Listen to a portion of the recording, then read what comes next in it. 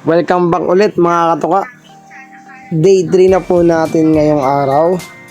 Madami na po kami nagawa. Simula po nung day 1 na binaklas po namin yung lugar po na yan dahil nandyan yung kulungan ng aming mga breeder. At day 2 dumating na po yung mga materyales at nakapag-umpisa na po kaming mag-asinta nung araw po mismo na yan. Araw-araw po 1 PM po kami nakapag-start makagawa dyan dahil sa umaga sobrang dami po namin trabaho. Inaayos pa po yung mga manok, chine-check, pinapakain, binibigyan ng malinis na inumin. Si Papa naman po pumupunta pa sa bukid, pinapasyalan yung sinasaka niya. Pagkatapos nagsasakati para sa pagkain naman ng baka kapag ka maulan na tulad ngayon. Pero kapag ka hindi naman maulan, si Papa naman ay nagsusuga lang ng kanyang mga baka.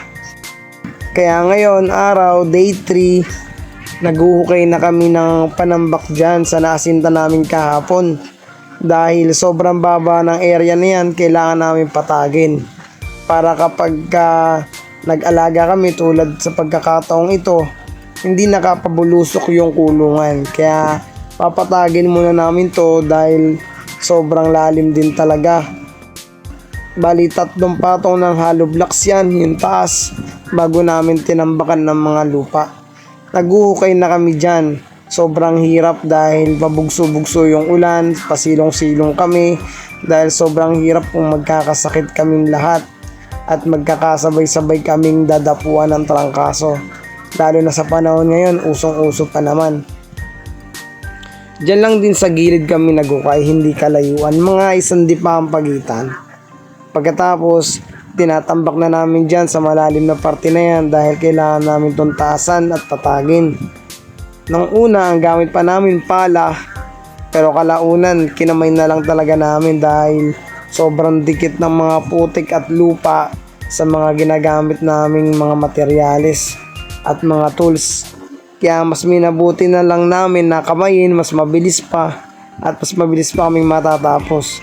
Nung una nagkakabiruan pa, masaya pa dahil wala pang nararamdamang pagod. Pero noong pahapon na ng pahapon at padilim na ng padilim, doon na kami nakakaramdam ng pagod, nakakaramdam ng uhaw. Kaya sumesegue ang bawat isa kapag may ginagawa yung dalawa. Yung isa naman pupunta dun sa jug, iinom upang ma-refresh ulit yung lalamunan dahil nakakatuyo din. Tawanan din naman kami ng tawanan ng mga oras na yan. Harutan, kwentuhan, lokohan. Ganyan lang kami magbanding na 3. Parang magkakapatid lang pero ang katotohanan, father-in-law ko yung isa dyan. Bukod doon, pinsan ko naman yung isa. Halos mapuno-muno na nga yan. Halos patapos na kaming tambakan yan. At kapag natambakan na namin yan, sisiksikin ko naman yan ng isang kahoy na mabigat upang pumatag kasi hindi mo po pwedeng flooringan yan o lagyan ng flooring kung ang lupa ay hindi pantay at hindi siksik. Dahil kalaunan hindi rin yung magtatagal, guguhulan din yung ginawa nyo at pasasayang lang ang lahat ng pagod. Kaya mas minabuti na naming tamihan ng putik o lupa dyan. Pagkatapos ay sisiksikin ko yan. Hindi nyo nga pala mapapanood kung paano ko siniksik yung mga lupa na yan, kung paano namin pinagtulungan magpinsan.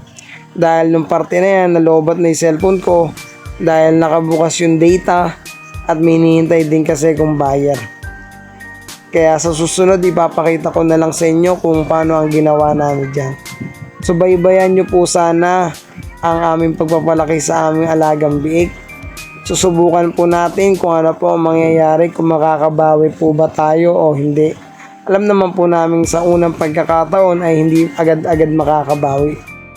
Kaya sabay-sabay natin subaybayan ang aming landas na tinatahak.